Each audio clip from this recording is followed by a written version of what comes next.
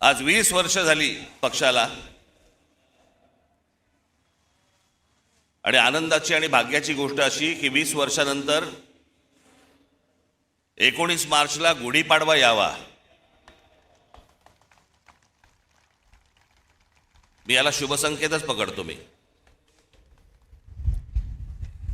हे सगळे ते निवडणुका आल्या गेल्या झालं, शिमगे झाले, सगळं झालं. आपण जे उभे आहोत हे लक्षात ठेवा, हे महाराष्ट्रासाठी उभे आहोत. आणि मी जे बोलतोय तुम्हाला आत्ता हे तुमच्या टाळ्यांसाठी बोलत नाहीये. मी जो तुम्हाला शब्द दिलाय या महाराष्ट्राचं गतवैभव प्राप्त करण्यासाठी, म्हणून आपल्याला जी सत्ता घ्यायची आहे ती सत्ता भविष्यामध्ये आपण हातामध्ये घेणार म्हणजे घेणार. हे मी फक्त तुमच्या टाळ्यांसाठी सांगत नाही. तो माझा आत्मविश्वास आहे.